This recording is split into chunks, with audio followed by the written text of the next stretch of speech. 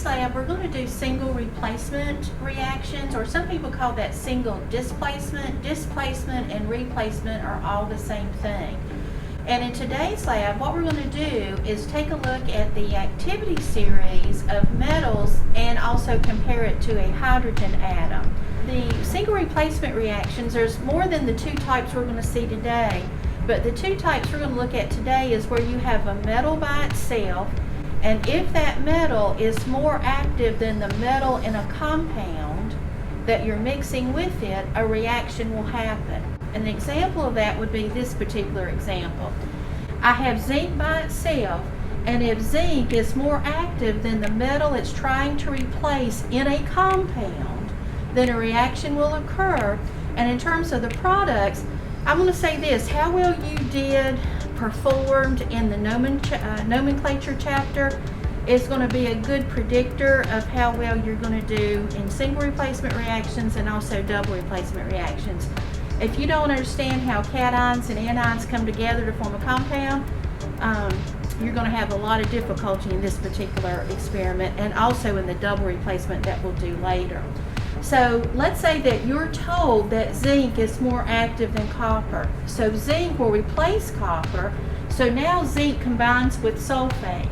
I have to assign charges to make sure, do I need any other additional subscripts? If the charges add up to 0 as you're experts in, then I don't need any additional subscripts. Zinc is +2, sulfate is -2. And then copper is left over. And the reason that you will see a reaction is that whenever copper forms, it forms typically as a reddish solid. Let's say that we're taking a look at the top reaction. One example, I'm going to come back to the middle one.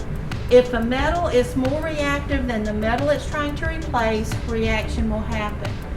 Metals can also replace hydrogens, and where we see the hydrogen atom is in with acids. And remember, for acids, hydrogen is always the first element you see, and again, inorganic acids that you see. So let's say that you're told zinc is more active than hydrogen. Well, zinc can replace hydrogen, and if it replaces it, zinc hooks up with chlorine. I have to worry about my charges. Zinc is +2, chlorine is -1. It's not ZnCl2 because chlorine is diatomic. It's ZnCl2 because the charges do not add up to 0, and you know how to solve that problem. Notice I have hydrogen as H2.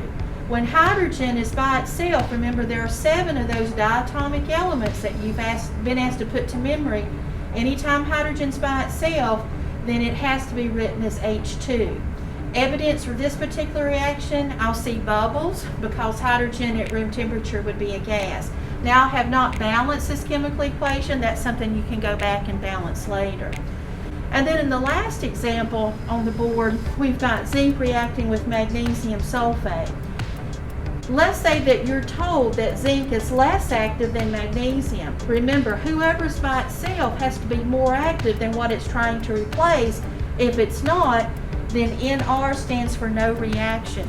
And you can get just as much information if the reaction doesn't occur as if it does. Now, I've told you the activity of these elements on the board. In lab today, what we're doing all these different reactions so that we can come up with the activity series. So we're going to go through a series of reactions. You'll record this on your data sheet where indicated in your lab book. And then you'll be able to come up with an activity series of different metals we're using along with hydrogen. You'll be asked to write chemical equations where a reaction did occur, and if nothing did not, then you're going to write NR. And then just one thing, we are using hydrochloric acid, strong acid, so just be careful. And again, with anything, always safety glasses and eye protection and gloves.